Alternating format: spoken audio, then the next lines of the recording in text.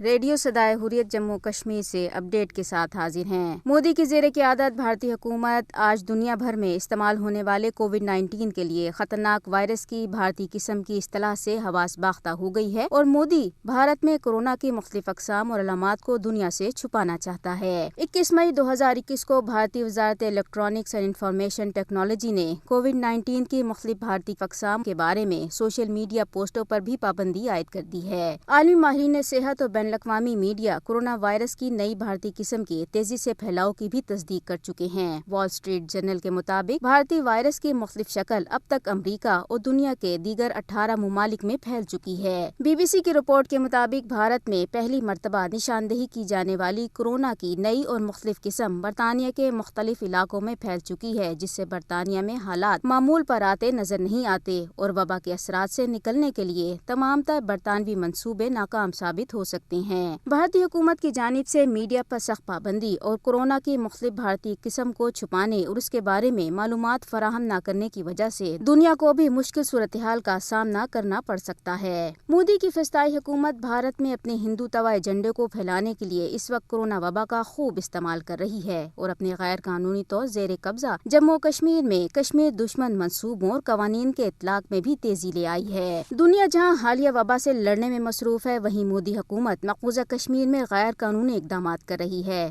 Fascist Modi نے مقبوضہ کشمیر میں اپنے توسیع پسندانہ عزائم پر عمل درآمد کے لیے تباہ کن کورونا وبا کا غلط استعمال کیا ہے اور مقبوضہ علاقے میں آبادی کا تناسب تبدیل اور انتظامی امور سے کشمیریوں کو بے دخل کرنے کے لیے سرکاری ملازمتوں سے بھی برطرف کیا جا رہا ہے۔ بھارتی حکومت مقبوضہ کشمیر میں کورونا وبا کی ویکسینیشن اور علاج معالجے میں بھی جانبداری سے کام لے رہی ہے، جبکہ کووڈ-19 کے وبائی مرض سے نمٹنے کے لیے مودی حکومت کے ناقص منصوبے پہلے ہی پورے بھارت کو ناقابل تلافی نقصان سے دوچار کر چکے ہیں۔ ایسے میں عالمی برادری کو بھارتی کورونا وائرس کی مختلف قسم کے بارے میں معلومات چھپا کر لوگوں کی زندگیوں کے ساتھ کھیلنے اور وبا کو سیاسی مقاصد کے استعمال کرنے کے لیے مودی کو جواب دہ بنانا چاہیے۔